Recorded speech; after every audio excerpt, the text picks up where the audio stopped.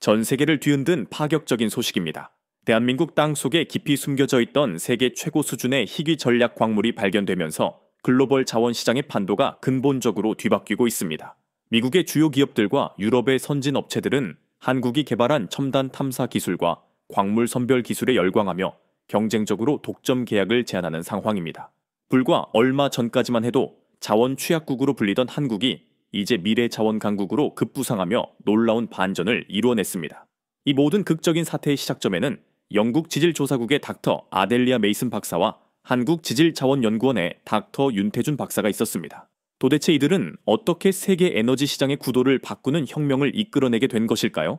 저희 서은비가 전하는 이 이야기에 시청자 여러분의 좋아요와 구독은 가장 큰 응원의 메시지가 됩니다. 지금 시청하고 계신 지역을 아래 댓글에 공유해 주시면 감사하겠습니다. 한국이 자원 강국으로 도약하는 경이로운 여정을 지금부터 상세히 전달해 드립니다.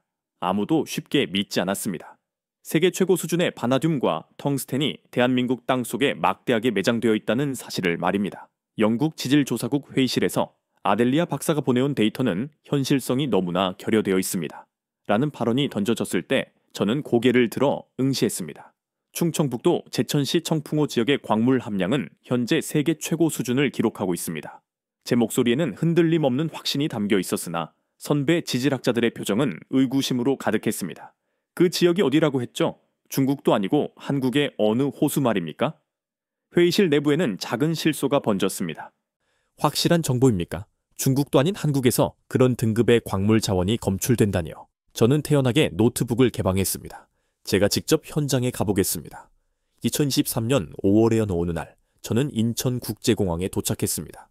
38세 영국 지질조사국 선임과학자로서 수많은 탐사 경험을 보유하고 있었지만 한국 방문은 처음이었습니다. 솔직히 저 역시 반신반의하는 마음이었습니다.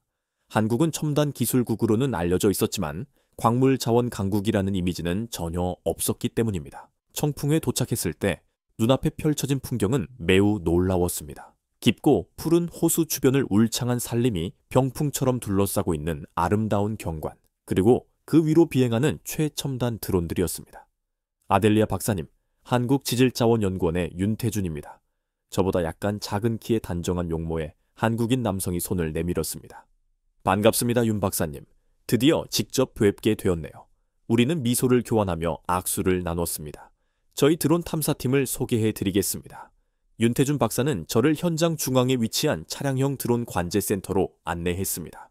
그곳에서 저는 진정으로 경이로운 광경을 목격했습니다. 최첨단 드론들이 각각 산기한 임무를 수행하며 광활한 하늘을 누비고 있었습니다.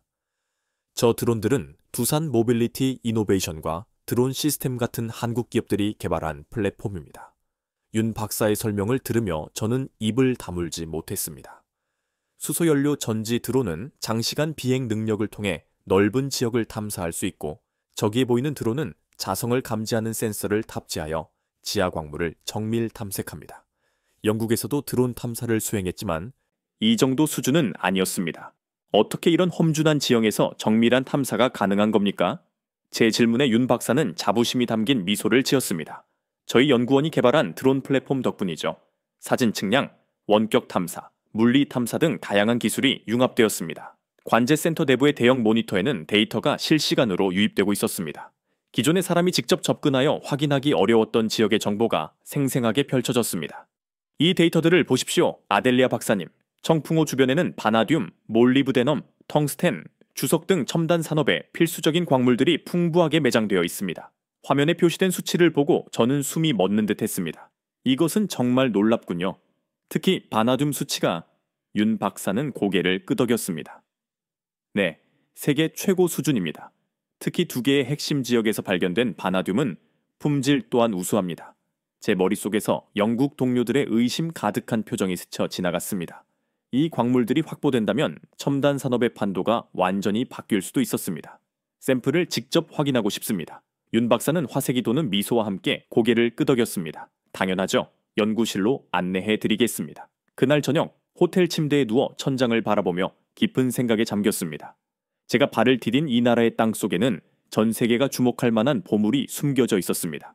그리고 그 보물을 찾아내는 기술력 또한 세계 최고 수준이었죠. 영국에서 가져온 선입견이 하나둘씩 무너지는 소리가 들리는 것 같았습니다.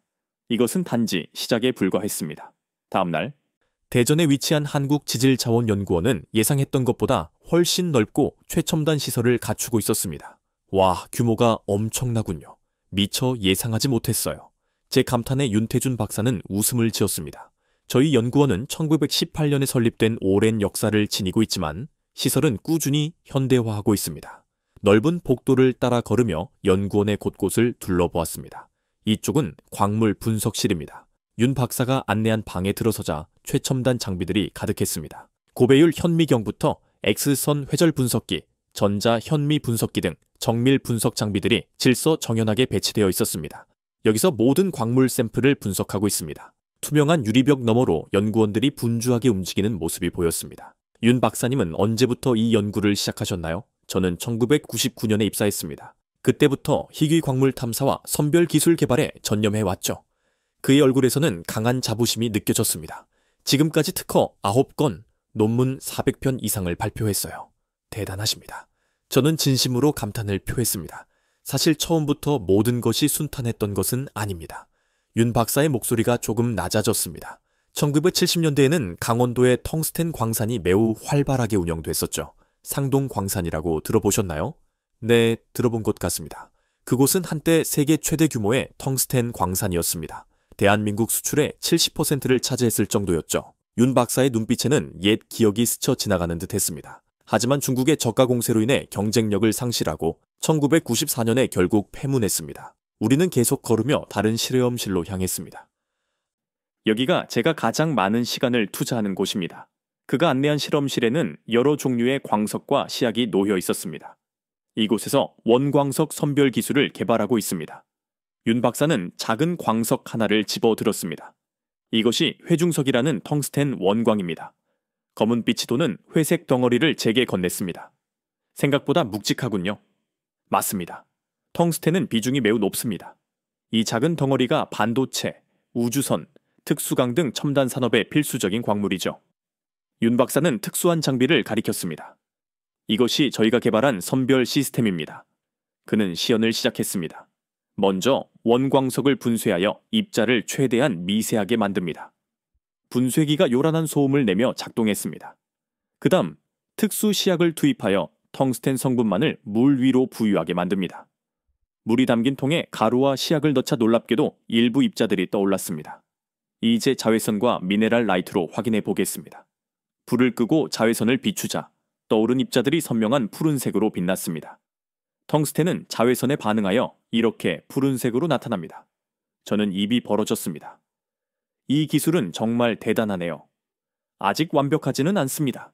현재 순도는 55% 정도, 회수율은 65%에 머물러 또 있죠. 그래도 충분히 인상적입니다. 윤 박사는 고개를 저었습니다. 경제성을 확보하려면 최소한 순도 70%, 회수율 90% 이상은 달성해야 합니다. 그의 눈빛에서 강한 의지가 느껴졌습니다. 제가 영국에서 습득한 기술을 활용하여 도움을 드릴 수 있을 것 같습니다. 제 말에 윤 박사의 눈이 반짝였습니다. 정말입니까? 그렇다면 즉시 영한 공동 연구 프로젝트를 시작해보는 것이 어떻겠습니까? 우리는 그 자리에서 곧바로 악수를 나누었습니다. 밤늦게까지 이어진 회의에서 우리는 공동 연구 계획을 수립했습니다. 저는 영국의 선별 기술을, 윤 박사는 한국의 드론 탐사 기술을 서로 공유하기로 합의했습니다. 호텔로 돌아오는 차 안에서 창밖을 바라보며 생각했습니다. 이 협력이 과연 어디까지 이어질지, 또 어떤 놀라운 결과를 가져올지 가슴이 설레는 밤이었습니다. 연구실에서의 나날은 눈 깜짝할 사이에 흘러갔습니다. 아델리아 박사님, 이 데이터를 확인해 주십시오. 윤태준 박사가 건넨 보고서를 살펴보니 청풍호 지역에서 채취한 광석의 분석 결과였습니다. 텅스텐 함량이 예상했던 것보다 훨씬 높네요. 네, 지금까지 조사한 구역 중에서 가장 높은 수치입니다. 우리는 테이블 앞에 앉아 데이터를 정밀하게 검토했습니다. 이 정도 함량이라면 경제성이 충분히 지금이 있을까요? 윤 박사는 머리를 긁적였습니다. 그것은 오로지 선별 기술의 효율성에 달려 있습니다. 현재 기술로는 경제성이 부족하지만 그의 목소리에는 확신이 묻어났습니다. 우리가 공동으로 개발 중인 새로운 시약 처방이 성공한다면 충분히 실현 가능합니다. 저는 고개를 끄덕였습니다.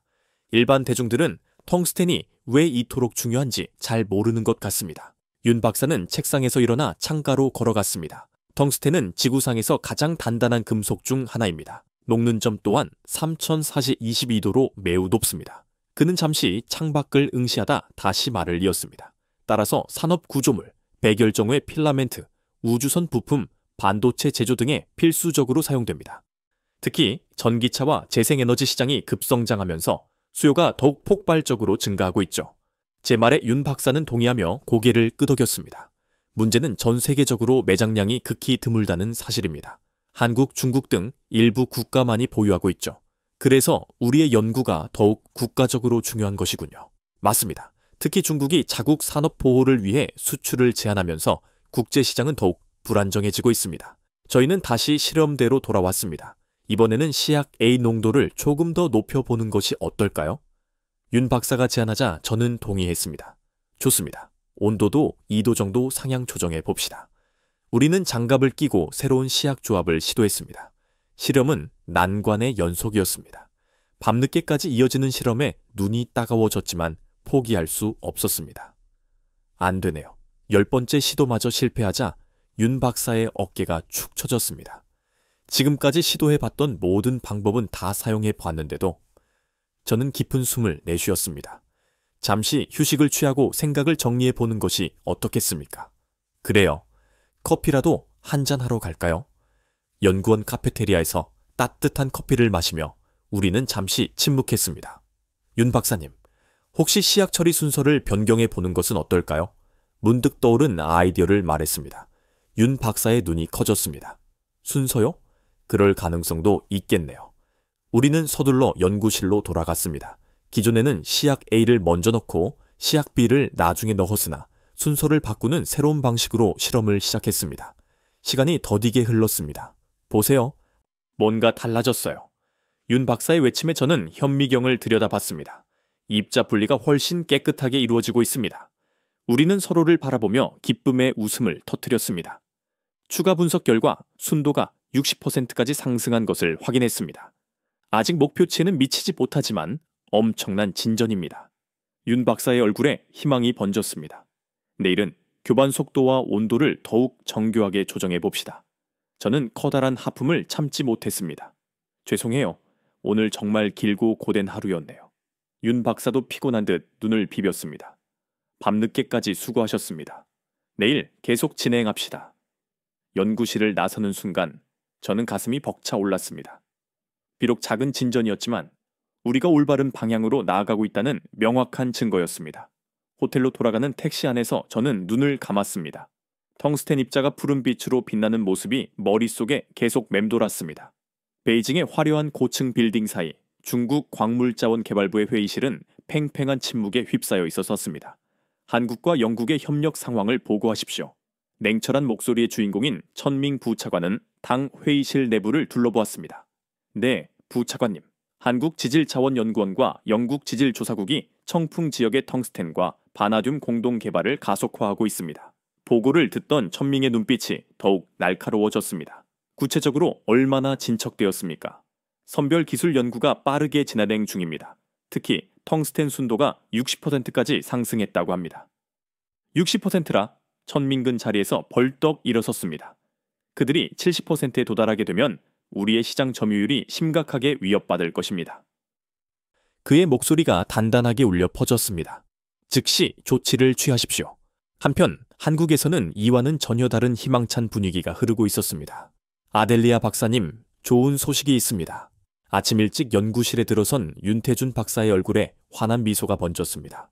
교반 속도를 정교하게 조정하고 온도를 정확히 맞추니 순도가 65%까지 올라갔어요. 정말요? 그것은 정말 대단한 진전이군요. 저는 너무 기뻐서 윤 박사의 손을 꽉 잡았습니다. 이제 70%까지는 얼마 남지 않았습니다. 기쁨도 잠시. 그날 오후 충격적인 뉴스가 전해졌습니다. 중국이 텅스텐 가격을 30% 급격히 인하했습니다. 연구원 휴게실의 TV에서 경제 뉴스가 흘러나왔습니다. 중국의 갑작스러운 가격 인하 조치로 국제 텅스텐 시장이 큰 혼란에 빠졌습니다. 특히 최근 텅스텐 개발을 추진 중인 국가들의 타격이 심각하게 예상됩니다. 윤 박사의 얼굴이 굳어졌습니다. 이것은 명백히 우리를 겨냥한 행동입니다. 어떻게 그렇게 확신하시나요? 중국은 세계 텅스텐 시장의 80%를 독점하고 있습니다. 그들이 가격을 인하하면 다른 나라의 광산들은 경제성을 상실하게 됩니다. 저는 깊은 숨을 내쉬었습니다. 이런 상황이 이전에도 발생했었나요? 네, 1990년대 초반에도 비슷한 일이 있었죠. 그때 상동 광산이 문을 닫았습니다. 그럼 우리 연구는 어떻게 되는 겁니까? 윤 박사는 잠시 생각에 잠겼다가 단호하게 말했습니다. 더욱더 전념해야 합니다. 선별 기술의 효율성을 극대화하여 경제성을 반드시 확보해야 합니다. 그의 얼굴에서는 굳은 결의가 느껴졌습니다. 상황은 더욱 악화되었습니다. 다음날 아침, 윤 박사가 격양된 목소리로 전화를 걸어왔습니다.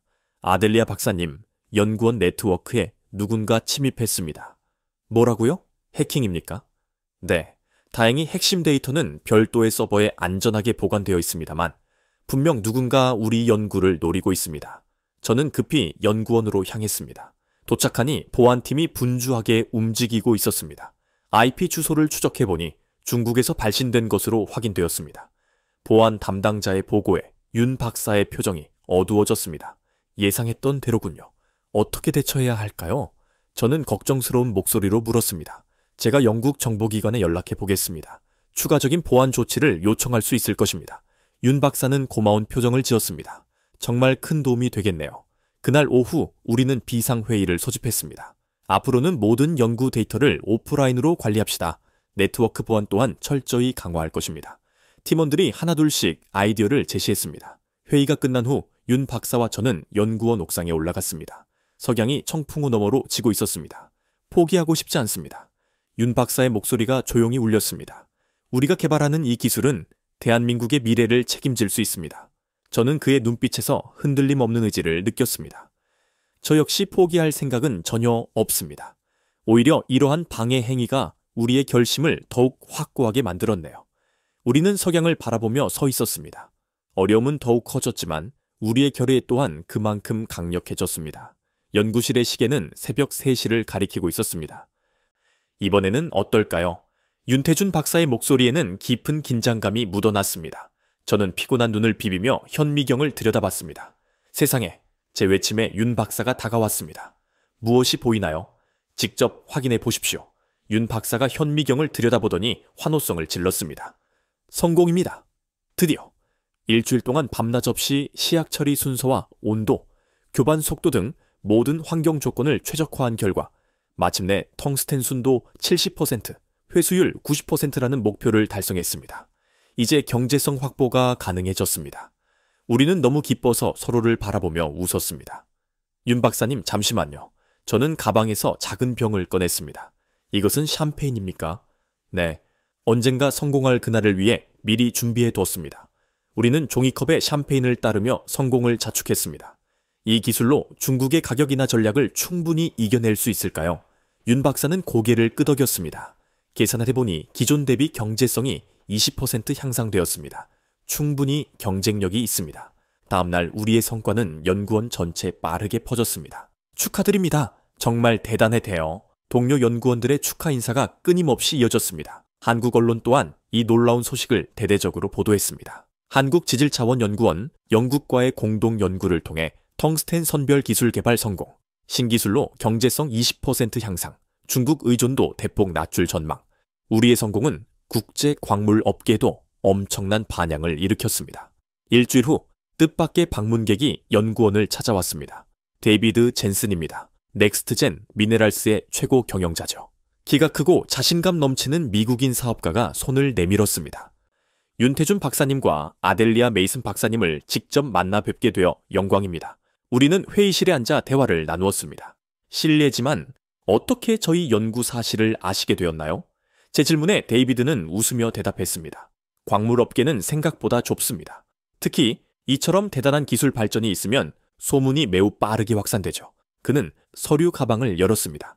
저희는 미국 최대 광물 기업 중 하나이며 특히 신기술에 지대한 관심을 갖고 있습니다. 데이비드는 진지한 표정으로 말을 이었습니다. 박사님들의 기술을 직접 시연으로 보고 싶습니다. 가능할까요? 윤 박사는 저를 바라보았고 저는 고개를 끄덕였습니다. 연구실에서 기술 시연이 이루어졌습니다. 이것은 놀랍군요. 데이비드의 눈이 커졌습니다. 이 기술이 상용화된다면 국제시장에 엄청난 변화를 가져올 것입니다. 시연이 끝난 후 데이비드는 대담한 제안을 했습니다. 저희와 독점 계약을 체결하는 것은 어떻습니까? 북미 시장 진출을 전적으로 지원해 드리겠습니다. 윤 박사는 잠시 생각에 잠겼습니다. 감사한 제안이지만 저희는 현재 다양한 옵션을 신중하게 검토하고 있습니다. 데이비드는 이해한다는 듯 고개를 끄덕였습니다. 물론입니다. 충분히 시간을 갖고 생각해 주십시오. 데이비드가 떠난 후 윤 박사와 저는 향후 전략을 논의했습니다. 미국 시장도 중요하지만 유럽 시장도 결코 놓칠 순 없습니다. 제 말에 윤 박사가 동의했습니다. 맞습니다. 다양한 시장에 진출해야만 안정적인 수출 기반이 마련될 것입니다. 제가 유럽 연결망을 활용해 보겠습니다. 특히 영국과 독일 기업들이 큰 관심을 보일 것입니다. 윤 박사의 눈이 다시 반짝였습니다. 정말 큰 도움이 되겠네요. 다음 주 저는 영국으로 잠시 돌아가 여러 기업들과의 미팅을 가졌습니다. 한국의 신기술이 정말로 그렇게 효율적입니까? 영국 최대 금속 가공기업의 CEO가 물었습니다. 네, 직접 확인했습니다. 순도 70%, 회수율 90%를 달성했습니다. 회의실 안에는 놀라움의 웅성거림이 퍼졌습니다. 계약 절차는 어떻게 진행할 수 있을까요? 3주 후 저는 기쁜 소식을 안고 한국으로 돌아왔습니다. 윤 박사님, 영국 3개 기업과 독일 2개 기업이 계약 의향서를 보내왔습니다. 윤 박사의 얼굴에 환한 미소가 번졌습니다. 대단합니다. 이제 정말로 상용화가 가능해지겠네요. 그날 저녁 우리는 성공을 자축하며 한강변 레스토랑에서 식사를 했습니다. 한 가지 여쭤봐도 될까요? 윤 박사가 조심스럽게 입을 열었습니다. 물론이죠. 왜 이렇게 한국의 기술 개발에 열정적으로 도움을 주시는 건가요? 저는 잠시 생각에 잠겼다가 대답했습니다. 과학자로서 기술 발전에 기여하는 것이 제 본연의 사명이라고 생각합니다. 국적은 중요하지 않아요. 윤 박사의 눈에 깊은 감사의 빛이 어렸습니다. 박사님 덕분에 한국이 자원 강국으로 한 걸음 더 나아갈 수 있게 되었습니다. 창밖으로 서울의 야경이 반짝이고 있었습니다. 저는 그 순간 제가 역사의 한 페이지를 쓰고 있다는 강렬한 느낌이 들었습니다. 도시 광산이라는 개념을 들어보셨나요? 윤태준 박사가 화면에 새로운 슬라이드를 띄웠습니다. 폐기물에서 귀중한 자원을 추출하는 개념이죠. 제 질문에 윤 박사는 고개를 끄덕였습니다. 맞습니다. 특히 전자제품과 배터리에는 귀중한 광물들이 다량 포함되어 있습니다. 우리는 텅스텐 선별 기술을 성공시킨 후 새로운 연구 방향을 모색하고 있었습니다. 저희가 다음으로 집중하는 것은 전기차 배터리 재활용 기술입니다. 윤 박사의 설명이 이어졌습니다. 전기차 배터리에는 리튬, 코발트, 니켈, 망간, 흑연 등 귀중한 광물들이 들어 있습니다. 그런데 폐배터리에서 어떻게 이러한 물질들을 추출해내나요? 윤 박사는 또 다른 슬라이드를 보여주었습니다. 바로 텅스텐 선별 기술을 응용하는 것입니다. 그의 눈이 반짝였습니다. 동일한 원리로 특수 시약을 통해 각 물질을 분리할 수 있습니다. 우리는 즉시 새로운 연구에 착수했습니다. 실험실에는 다양한 크기와 형태의 폐배터리들이 산더미처럼 쌓였습니다. 이것들을 모두 어디서 수급하신 건가요? 한국에서는 배터리 재활용이 법적으로 의무화되어 있습니다. 이것들은 수거된 물량의 일부일 뿐입니다. 윤 박사는 배터리를 분해하기 시작했습니다. 배터리는 여러 층으로 구성되어 있으며 각 층마다 산기한 물질이 포함되어 있습니다. 저는 호기심 가득한 눈으로 과정을 지켜봤습니다. 며칠 동안 우리는 다양한 시약과 방법을 시도했습니다. 이 화학식은 어떨까요? 제가 새로운 화학식을 제안했습니다. 좋은 아이디어입니다. 시도해봅시다. 여러 번의 실패 끝에 마침내 효과적인 방법을 찾아냈습니다. 성공입니다. 리튬과 코발트를 95% 이상 회수할 수 있게 되었어요. 윤 박사가 기쁨에 차서 외쳤습니다. 이것은 정말 엄청난 발전이네요. 저는 진심으로 감탄했습니다. 이 기술이 상용화되면 한국의 자원 의존도를 획기적으로 낮출 수 있을 것입니다. 우리의 연구는 더 넓은 분야로 확장되었습니다. 다음은 폐전자 제품에서 금과 은을 추출하는 기술을 개발해 보는 것이 어떻겠습니까? 윤 박사의 제안에 저는 큰 흥미를 느꼈습니다. 어떤 전자제품에 가장 많은 귀금속이 포함되어 있나요? 컴퓨터 메인보드와 스마트폰이 특히 많습니다. 스마트폰 울톤에는 약 350딜의 금이 들어있다고 해요. 놀랍군요. 그것은 금광보다 더 높은 농도이지 않습니까? 윤 박사는 웃으며 고개를 끄덕였습니다. 그래서 도시 광산이라고 부르는 것입니다. 새로운 연구는 순조롭게 진행되었습니다. 특히 LG 화학과 SK 이노베이션 같은 한국의 대기업들이 관심을 표하며 협력을 제안했습니다. LG화학에서 연락이 왔어요. 우리의 배터리 재활용 기술에 투자하고 싶다고 합니다. 윤 박사의 목소리에 기쁨이 가득했습니다.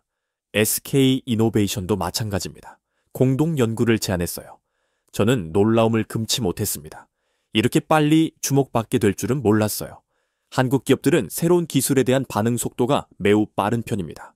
어느 날 연구실에 특별한 방문객이 찾아왔습니다.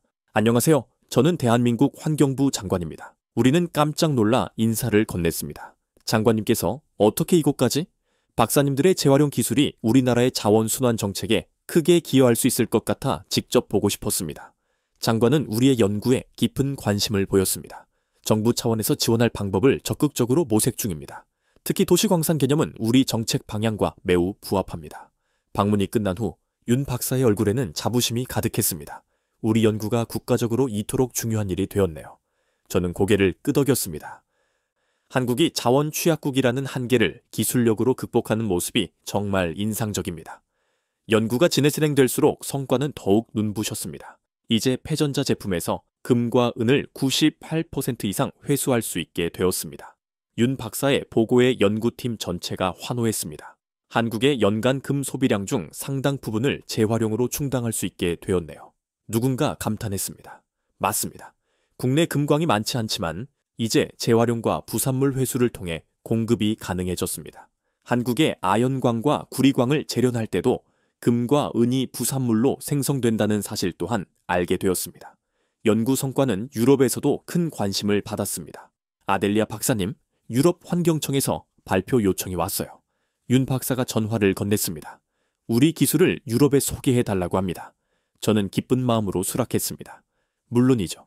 이것은 세계적으로 중요한 기술이니까요. 연구실에서 마지막 실험을 마치고 창밖을 바라봤습니다. 석양에 물드는 도시의 풍경이 눈에 들어왔습니다. 저 빌딩들과 도로, 자동차들 속에 얼마나 많은 귀중한 자원이 순환하고 있는지. 한국은 이제 땅속뿐만 아니라 도시 속에서도 보물을 찾아내고 있었습니다. 바나듐에 대해 들어보셨나요? 윤태준 박사가 회의실 화면에 새로운 자료를 띄웠습니다. 네, 물론이죠. 희귀 전이 금속이잖아요. 하지만 자세한 특성은 잘 모르겠습니다. 윤 박사의 눈이 반짝였습니다. 이제 우리의 새로운 핵심 연구 대상입니다. 화면에는 바나듐의 특성과 용도가 나열되어 있었습니다. 바나듐은 한국지질자원연구원이 미래 중점 연구 광물로 공식 선정한 것입니다. 왜 하필 바나듐인 거죠? 윤 박사는 자리에서 일어나 설명을 이어갔습니다. 바나듐은 대규모 에너지 저장 장치의 필수적인 광물입니다. 특히 재생에너지 확대에 따라 수요가 급증하고 있죠. 그는 다른 슬라이드로 넘겼습니다. 또한 철강에 혼합하면 강도가 획기적으로 증가하여 지진 방지 효과가 있으며 무엇보다 특별한 점은 그가 잠시 말을 멈추고 저를 바라봤습니다. 충전 후 방전이 되지 않는다는 것입니다. 에너지 저장 효율이 매우 높죠. 저는 흥미롭게 들었습니다.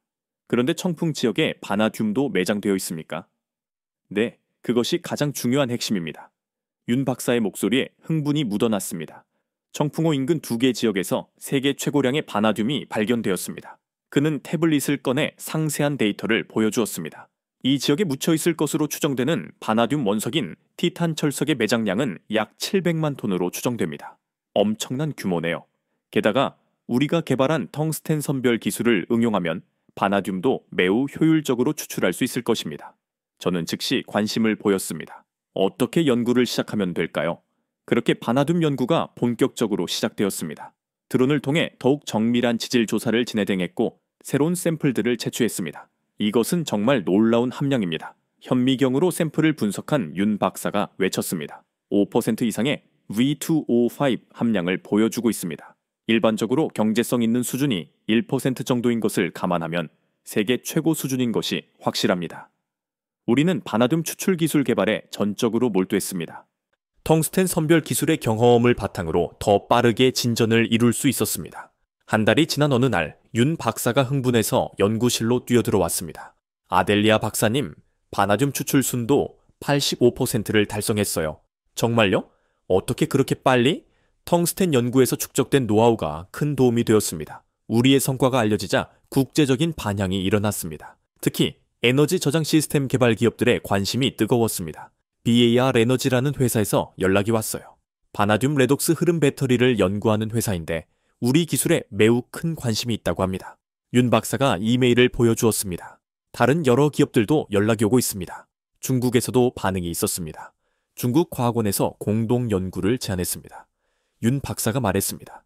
하지만 저는 조심스럽습니다. 이전 해킹 시도를 기억하시죠? 저도 동의했습니다.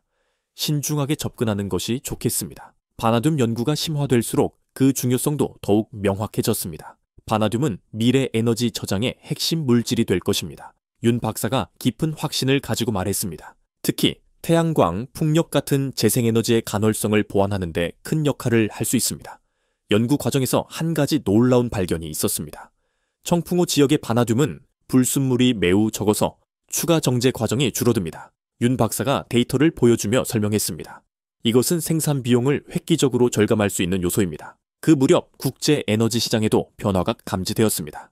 중국이 바나듐 수출을 제한하기 시작했어요. 뉴스를 보며 윤 박사가 말했습니다. 텅스텐과 마찬가지로 자국 산업 보호를 위한 조치일 것입니다. 이러한 상황이 우리 연구의 중요성을 더욱 부각시키네요. 저는 생각을 말했습니다. 한국이 자체 바나듐 공급망을 확보하면 국제시장 변동성에 덜 취약해질 테니까요. 연구 성과가 국제 학회에서 발표되었을 때 세계 각국의 기업들이 한국으로 물려들었습니다. 미국, 유럽, 일본의 주요 에너지 기업들이 모두 계약을 원하고 있습니다. 윤 박사가 놀란 표정으로 말했습니다. 이것은 정말 예상치 못한 반응이네요. 특히 데이비드 젠슨이 이끄는 넥스트젠 미네랄스가 가장 적극적이었습니다. 데이비드가 직접 방문하여 독점 계약을 다시 제안했습니다. 어떻게 응답하셨나요? 아직 결정하지 않았습니다. 다양한 옵션을 검토 중이죠. 우리는 한국 정부와도 긴밀하게 소통했습니다. 산업통상자원부에서 이 기술을 국가전략기술로 지정하려고 합니다. 윤 박사가 기쁜 소식을 전했습니다. 그만큼 국가적으로 중요성이 크다는 의미죠. 어느 날 저녁 연구실 창가에서 바라본 서울의 야경은 더욱 빛나 보였습니다. 우리가 발견한 바나듐이 저 도시의 불빛을 더 오래, 더 효율적으로 밝힐 수 있겠지요. 저는 감상에 젖어 말했습니다. 윤 박사는 미소를 지으며 고개를 끄덕였습니다. 한국은 자원 취약국이라는 오랜 한계를 이제 넘어서고 있습니다. 그의 목소리에는 자부심이 묻어났습니다. 이제 우리는 자원 수출국으로 도약할 준비가 완료되었습니다. 런던의 유서 깊은 회의장에 세계 각국의 지질학자와 에너지 전문가들이 집결했습니다. 2025년 국제 에너지 포럼에 오신 것을 환영합니다. 영국 에너지부 장관의 개회사로 4일간의 회의가 시작되었습니다. 저는 연단 앞에서 깊은 숨을 들이마셨습니다. 오늘 제가 발표할 주제는 한국의 희귀 광물 개발과 미래 에너지 공급망입니다. 청중들의 눈빛이 집중되었습니다. 3년 전 청풍 지역에서 우리는 놀라운 발견을 하게 되었습니다. 프레젠테이션이 시작되자 청중들의 표정은 점점 놀라움으로 바뀌었습니다. 한국지질자원연구원의 윤태준 박사와 함께 우리는 세계 최고 수준의 텅스텐 선별 기술을 개발했고 바나듐 추출 기술에서도 혁신적인 성과를 이루어냈습니다. 상세한 데이터와 함께 한국의 기술 혁신 과정을 설명했습니다. 특히 주목할 점은 이 기술들이 단순한 광물 추출을 넘넘어 자원 재활용과 도시 광산 개념으로까지 확장되었다는 사실입니다. 발표가 끝나자 우레와 같은 박수가 터져 나왔습니다. 질문 시간에는 끊임없이 손이 올라왔습니다. 메이슨 박사님, 한국의 기술이 중국의 시장 지배력에 어떤 영향을 미칠 것으로 예상하시나요? 현재 중국이 세계 텅스텐과 바나듐 시장의 대부분을 장악하고 있지만 한국의 기술 혁신은 이러한 구도를 변화시킬 잠재력을 가지고 있습니다. 또 다른 질문이 이어졌습니다. 이 기술의 확산 가능성은 어떻습니까? 다른 국가들도 도입할 수 있을까요? 물론입니다. 우리는 이미 유럽과 북미 기업들과 기술 이전 논의를 진행 중입니다. 발표회가 끝난 후 많은 전문가들이 저에게 다가왔습니다. 그 중에는 뜻밖의 인물도 있었습니다. 인상적인 발표였습니다. 메이슨 박사. 천밍 부차관이 손을 내밀었습니다. 예상했던 것보다 빠르게 기술 혁신을 이루셨군요. 저는 단호하게 그의 손을 잡았습니다. 기술 발전은 경쟁보다 협력을 통해 더 빠르게 이루어집니다. 그의 눈에 잠시 당혹감이 스쳤다가 사라졌습니다. 중국 텀 또한 협력에 관심이 있습니다. 언제든 베이징으로 오십시오. 그가 떠난 후 데이비드 젠슨이 다가왔습니다. 아델리아, 당신은 역사를 바꾸고 있습니다. 그의 눈에는 존경심이 깃들어 있었습니다. 혼자가 아니라 윤태준 박사와 많은 연구원들과 함께 이루어낸 성과입니다. 이제 한국은 더 이상 자원 취약국이 아니군요. 저는 고개를 끄덕였습니다. 기술력으로 한계를 극복한 것입니다. 포럼 마지막 날 공식 성명이 발표되었습니다. 이번 포럼은 희귀 광물 시장의 새로운 균형을 예고합니다. 특히 한국의 기술 혁신은 글로벌 공급망에 중요한 변화를 가져올 것으로 기대됩니다. 런던에서의 일정을 마치고 저는 다시 한국으로 돌아왔습니다. 인천공항에 도착하자 윤태준 박사가 환한 미소로 저를 맞아주었습니다. 어땠나요? 포럼 반응은요? 상상 이상이었습니다. 모두가 한국의 기술에 깊은 인상을 받았습니다. 차를 타고 이동하는 동안 윤 박사가 기쁜 소식을 전했습니다. 바나듐 연구가 더 진전되었습니다. 이제 순도 93%까지 상승했습니다. 대단해요. 그럼 상용화는 언제쯤 가능할까요? 내년 상반기에 가능할 것 같습니다. 이미 세계 유수 기업들과 계약을 체결했습니다. 저는 놀라움을 감추지 못했습니다. 그리고 더 중요한 소식이 있습니다. 윤 박사의 표정이 더욱 밝아졌습니다. 정부가 청풍호 인근에 대규모 연구단지를 조성하기로 결정했습니다. 국제 희귀광물 연구센터라는 이름으로 말입니다. 와, 정말 경이로운 소식이네요. 아델리아 박사님을 공동센터장으로 모시고 싶습니다. 어떻습니까?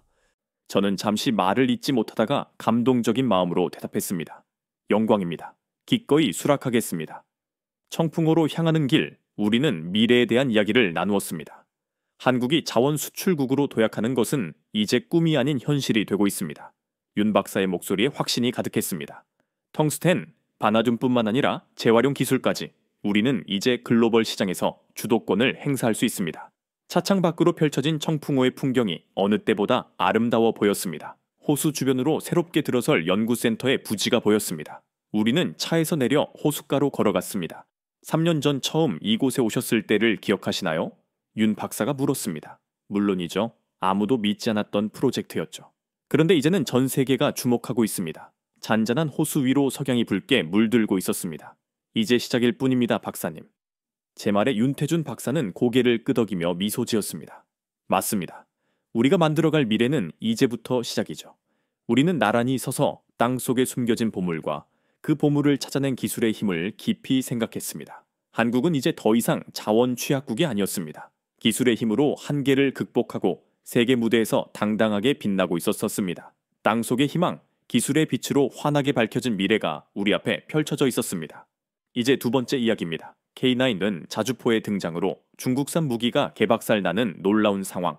미국 펜타곤에서 충격적인 일이 벌어지고 있습니다. 한국의 K9 자주포 K9 바즈라가 미국의 M-워싱9 팔라딘 자주포를 대체할 대상으로 검토되고 있으며 CNN이나 BBC 같은 전 세계 주요 언론들이 앞다투어 이 사실을 보도했습니다. 세계 최강대국 미국이 자국 무기 대신 한국산 자주포를 심도 있게 검토한다는 소식에 군사 전문가들은 경악을 금치 못했는데요.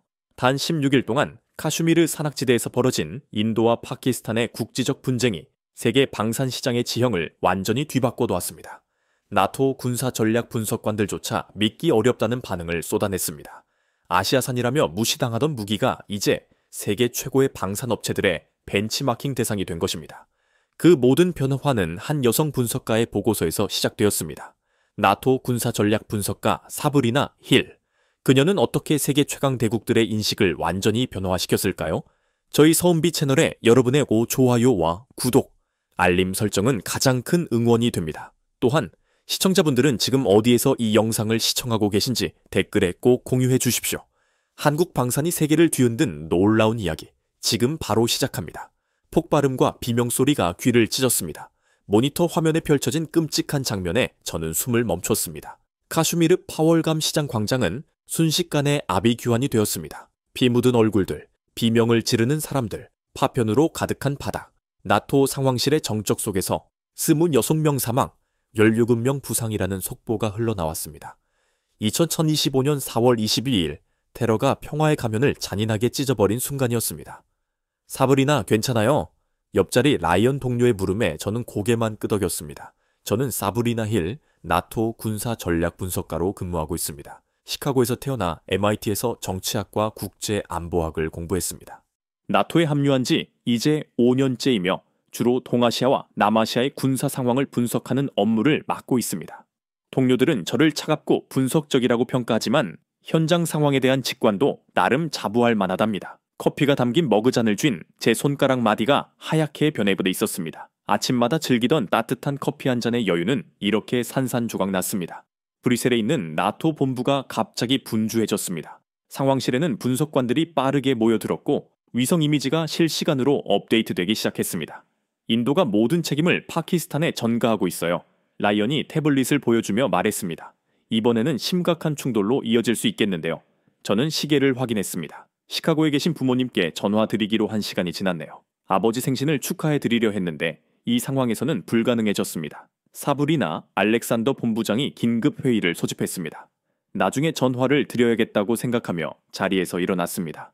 회의실로 향하는 복도는 평소보다 훨씬 긴장감이 넘쳤습니다. 나토 무기체계 분석 본부장 알렉산더는 이미 도착하여 자료를 검토 중이었습니다. 사브리나, 인도군 배치 상황을 신속하게 분석해 주십시오. 차가운 목소리로 알렉산더가 지시했습니다. 저는 태블릿을 열고 위성 이미지를 확대했습니다. 그리고 화면에 나타난 것을 보고 저는 숨이 멎는 듯 했습니다. 이것은 K9 자주포 K9 바지라이군요. 회의실이 순간 조용해졌습니다. 제 말에 모두의 시선이 화면으로 집중되었습니다. 인도가 한국제 자주포를 전진 배치했다고요? 알렉산더의 눈썹이 위로 솟았습니다. 네. 카슈미르 최전선에 K9 바지라가 보입니다. 저는 화면을 더욱 확대하며 말했습니다. 인도가 2017년에 도입한 이후 처음으로 실전에 배치하는 것으로 판단됩니다. 파키스탄에게는 부담스러운 소식이겠군. 옆에 있던 벤 카터 분석관이 중얼거렸습니다.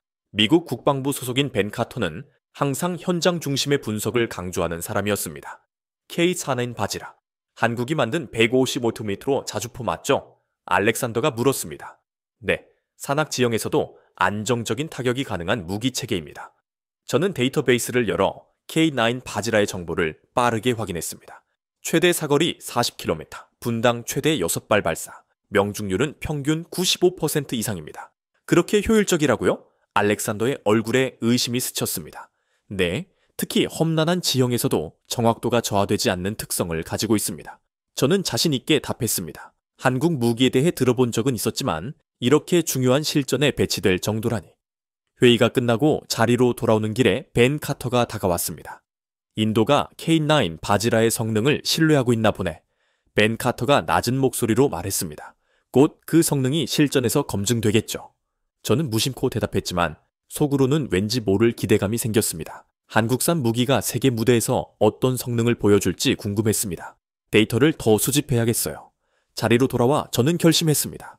이 분쟁이 어디로 흘러갈지, 그리고 K9 바지라가 어떤 결정적인 역할을 할지 그때는 알지 못했습니다.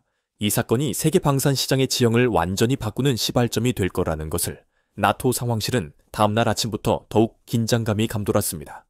벽면의 대형 스크린에는 카슈미르 국경 지역의 위성 영상이 실시간으로 비춰졌습니다. 파키스탄이 움직이기 시작했어요. 라이언이 손가락으로 화면을 가리켰습니다. 저는 영상을 확대하여 자세히 살펴보았습니다.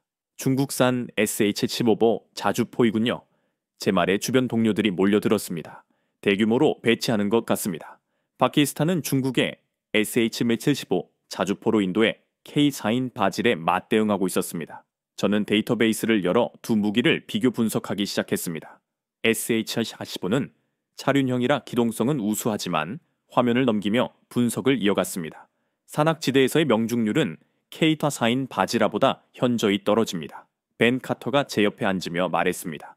하지만 SH-15도 최대 사거리는 40km K4인과 동일합니다. 사거리는 같지만 분당 발사 속도에서 차이가 납니다. 저는 데이터를 가리키며 설명했습니다. K9은 분당 최대 6발, SH-15는 4발이죠. 그 차이가 전장에서 얼마나 중요할까요? 벤 카터가 의문을 던졌습니다. 카슈미르 같은 산악 지형에서는 결정적인 차이가 될 수 있습니다. 저는 자신 있게 답했습니다. 기동성보다 정확한 타격 능력이 훨씬 중요한 상황이니까요. 상황실 문이 열리고 알렉산더 본부장이 들어왔습니다. 실시간 보고가 들어왔습니다. 알렉산더의 표정이 심각했습니다.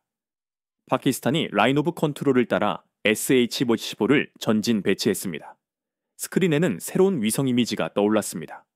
SH-10과 차륜을 굴리며 이동하는 모습이 선명했습니다. 사브리나 K9 바지라의 실전 기록이 있습니까? 알렉산더가 물었습니다. 네. 인도가 도입한 이후 훈련 데이터가 있습니다. 저는 빠르게 자료를 찾아 스크린에 띄웠습니다. 40km 사거리에서 90%의 명중률을 기록했습니다. 실전과 훈련은 다를 수 있죠. 알렉산더가 의심스러운 어조로 말했습니다. 물론입니다. 하지만 이 데이터는 다양한 기후와 지형 조건에서 측정되었습니다. 저는 자료를 되넘기며 설명을 이어갔습니다. 특히 우기와 안개가 많은 조건에서도 정확도가 유지되었습니다. 벤 카터가 고개를 끄덕였습니다. 인상적이군요. 개인적 견해는 자제해 주십시오, 카테오 씨. 알렉산더가 차갑게 말했습니다. 객관적인 데이터를 바탕으로 분석해야 합니다. 저는 화면을 전환하여 카슈미르 지형도를 보여주었습니다. 이 지역은 고도 3,000m 이상의 험준한 산악지대입니다. 손가락으로 지도를 가리키며 설명했습니다. 급격한 고도 변화와 날씨 변화가 심한 지역이죠. 그렇다면 어떤 무기가 유리하다고 판단하십니까? 알렉산더가 저를 바라보며 물었습니다. 데이터만을 기준으로 볼 때 K9 바지라가 이러한 환경에 더 적합해 보입니다.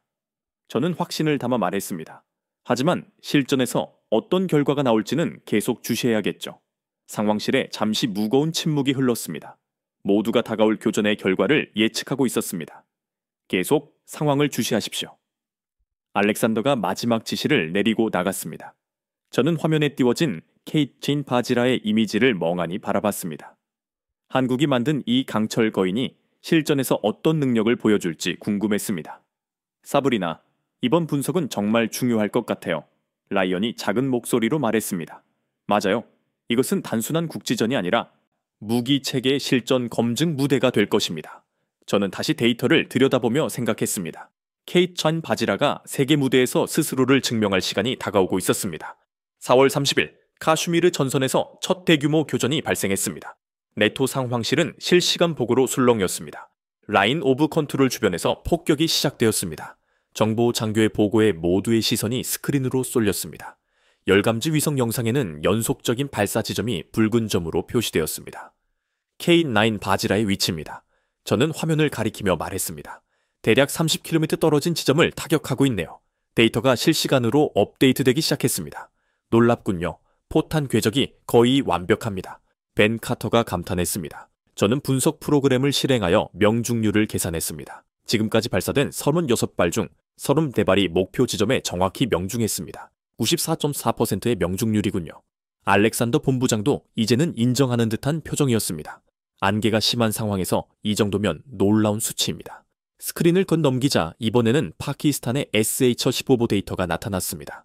SH-15는 현재 40발 중 28발 명중, 70%의 정확도를 보이고 있습니다. 수치를 비교하며 저는 설명을 이어갔습니다. 카슈미르의 험준한 지형이 SH-15의 성능을 제약하고 있는 것으로 보입니다. 회의실에 갑자기 전화 알림이 울렸습니다.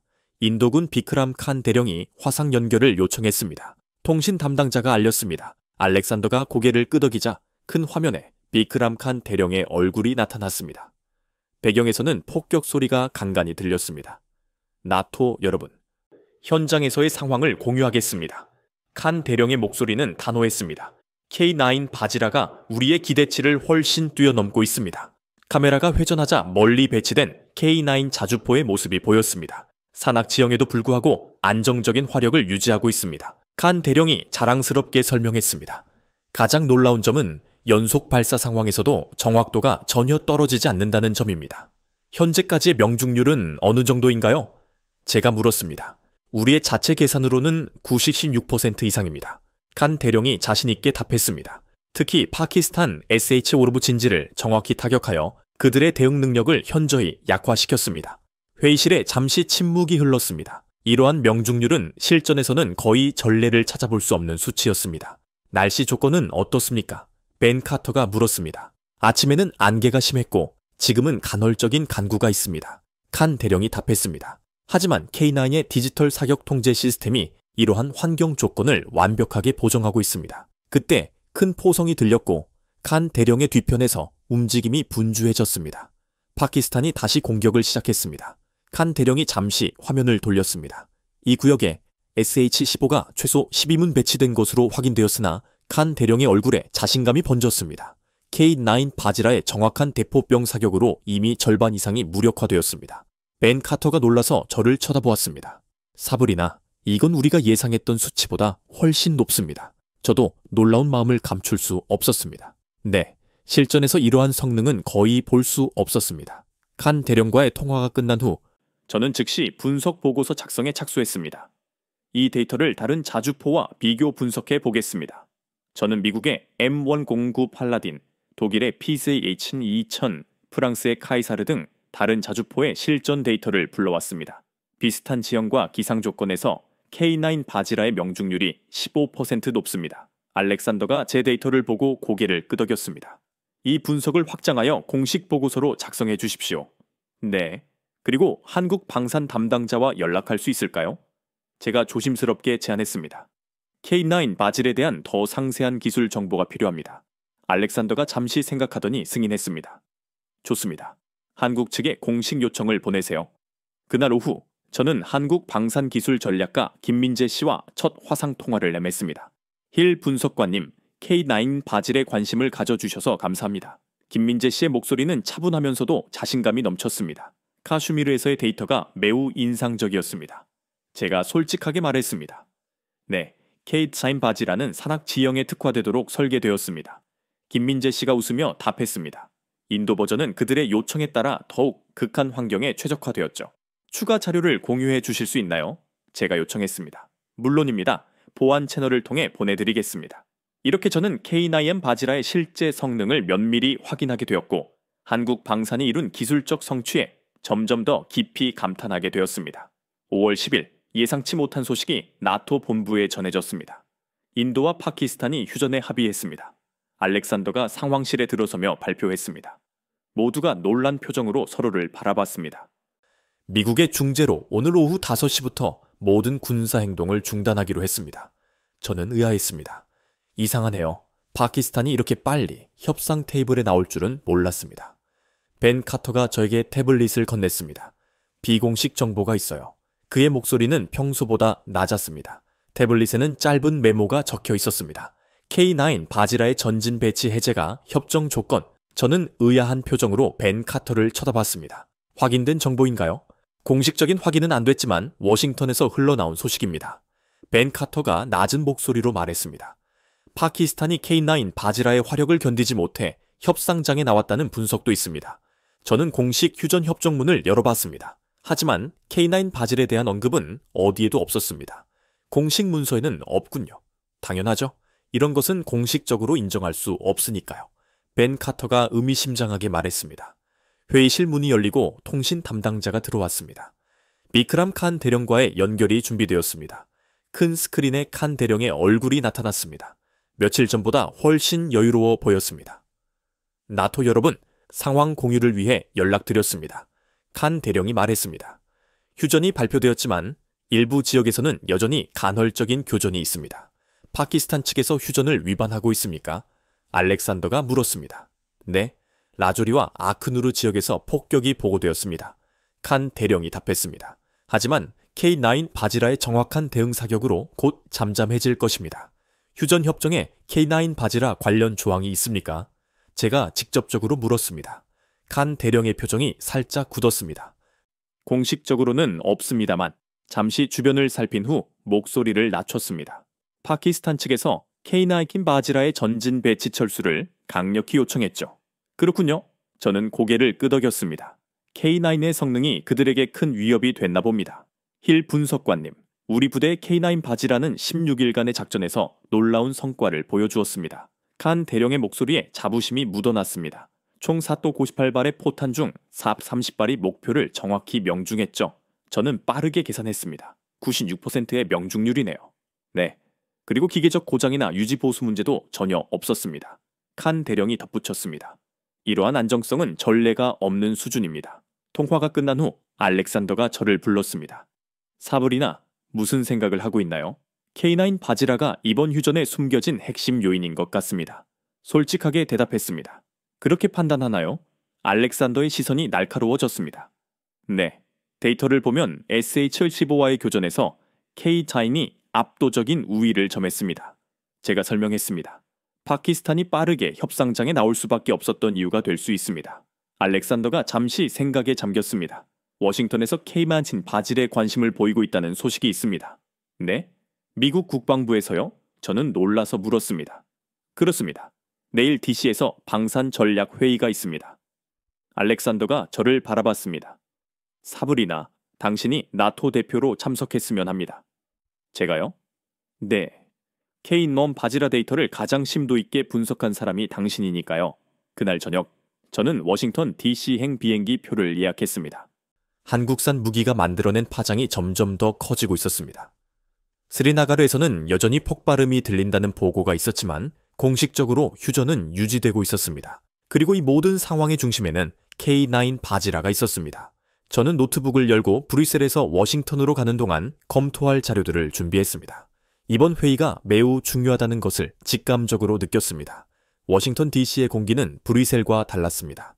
따스한 5월의 햇살이 펜타곤 건물을 비추고 있었지만 제 마음은 여전히 긴장감으로 가득했습니다. 택시에서 내려 펜타곤으로 향하는 길, 저는 다시 한번 발표 자료를 확인했습니다.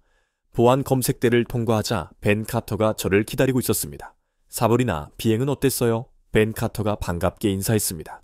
괜찮았어요. 자료 검토하느라 시간 가는 줄 몰랐네요. 제가 웃으며 답했습니다.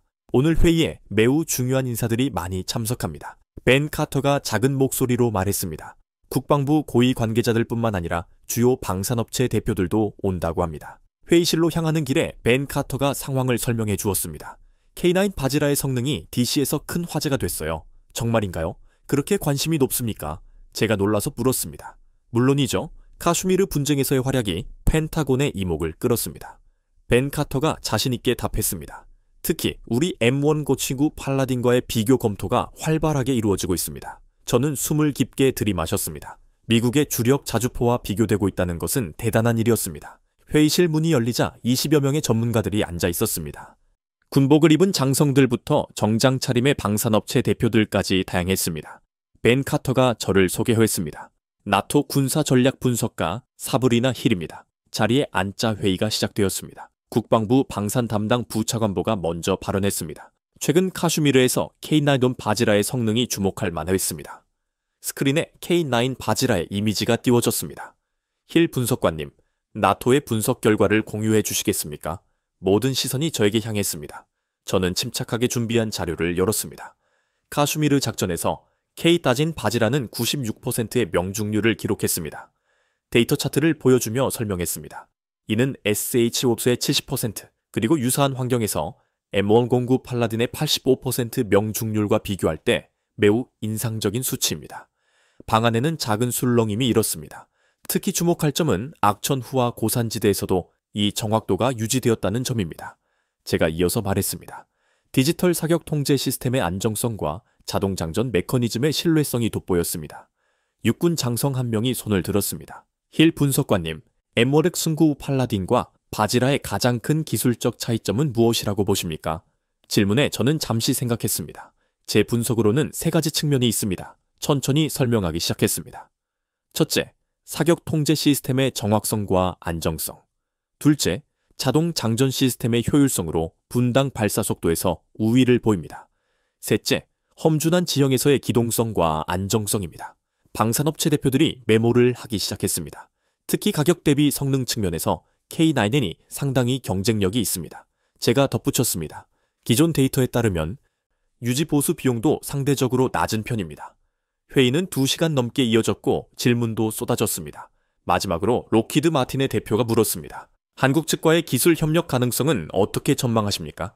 한국 방산 기업들은 협력에 열려 있는 것으로 알고 있습니다. 제가 답했습니다. 실제로 김민재 전략가와의 대화에서 그러한 의지를 확인했습니다.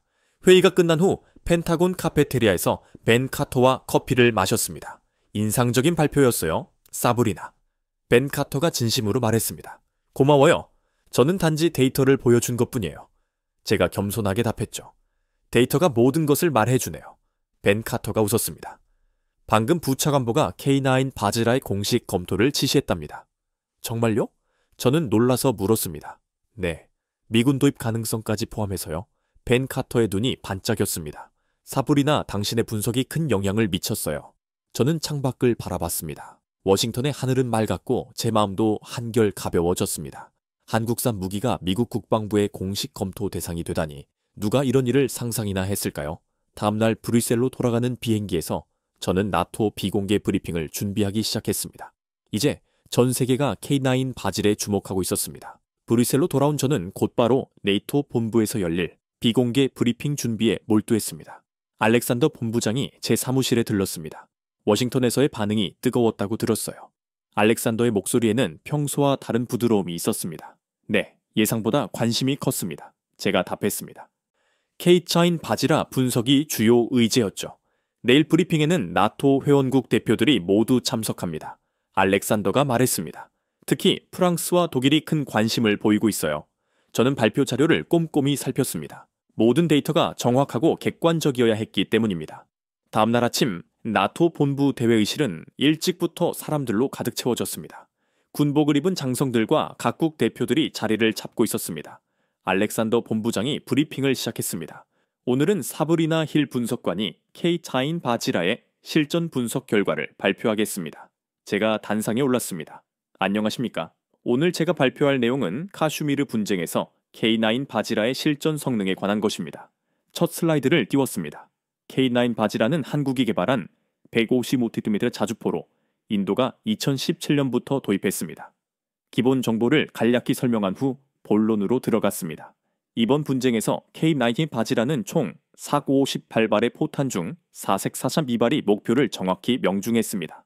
데이터 차트를 보여주며 말했습니다. 이는 96%의 명중률로 현대전에서 보기 드문 수치입니다. 회의실에 작은 술렁임이 일었습니다. 특히 주목할 점은 악천후와 산악 지형에서도 이 정확도가 유지되었다는 것입니다. 다음 슬라이드로 넘어갔습니다.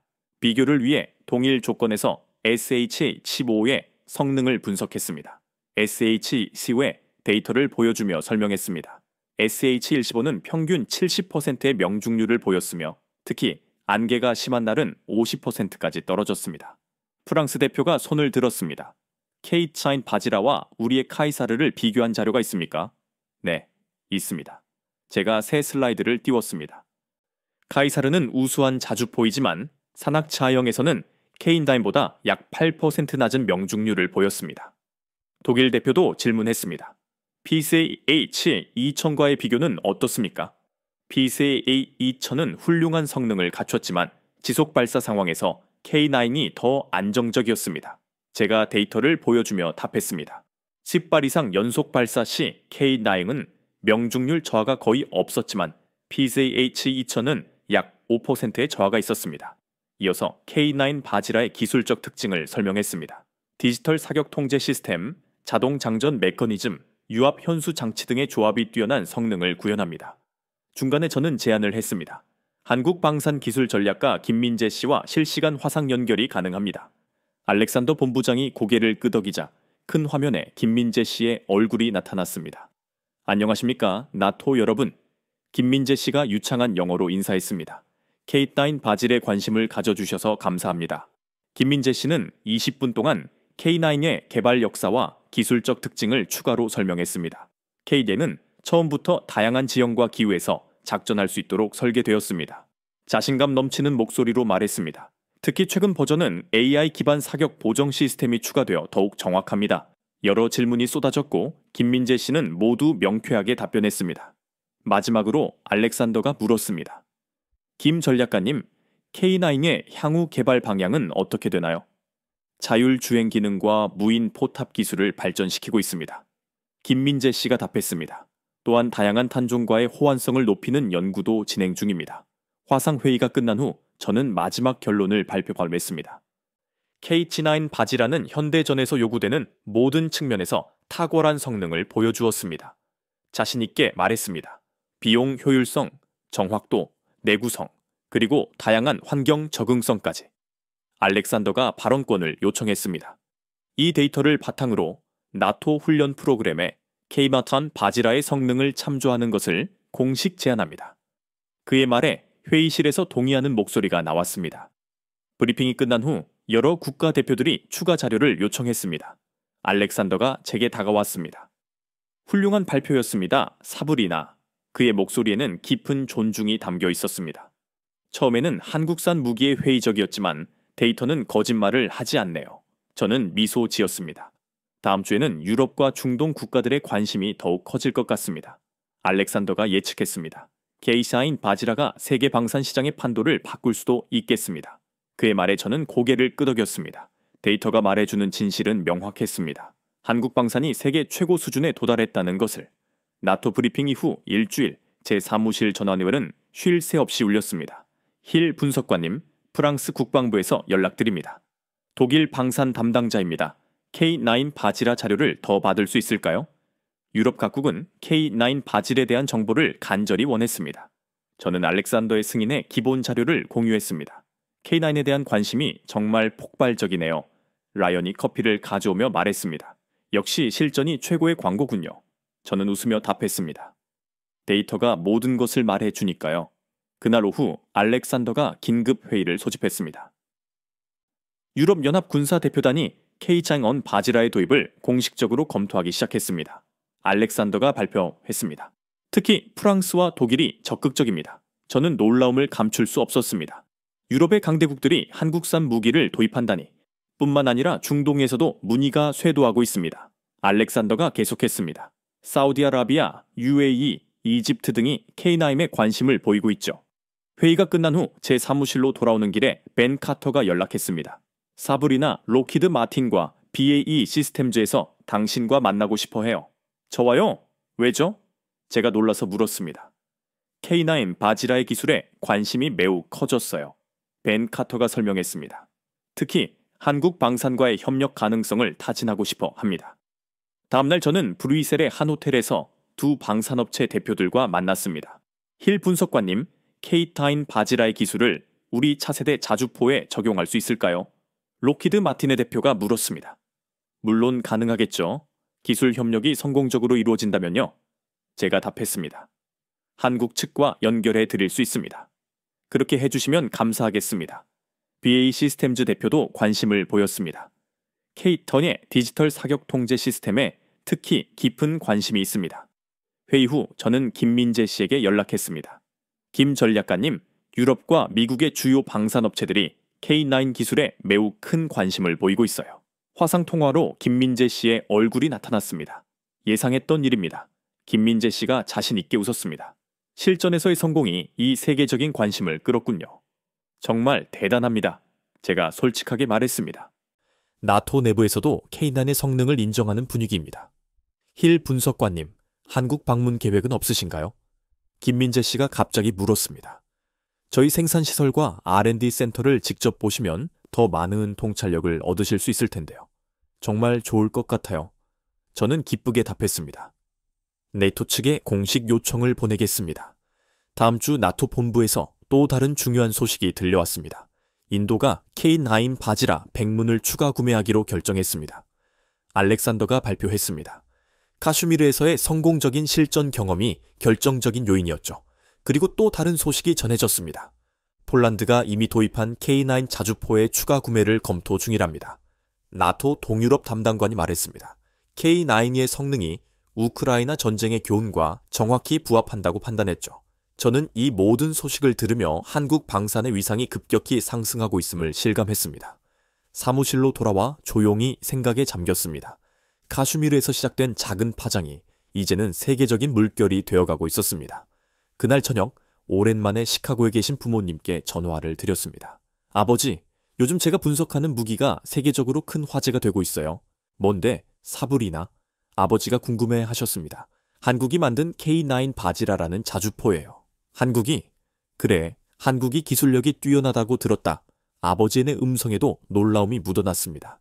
실제로 제가 분석해보니 정말 뛰어난 무기더라고요. 나토에서도 공식적으로 인정받고 있습니다. 제가 자랑스럽게 말했습니다. 통화를 마치고 창밖을 바라보니 브뤼셀의 밤하늘이 별로 가득했습니다. 세계 방산 시장의 지형이 바뀌고 있었습니다. 그리고 그 중심에 한국이 있었습니다.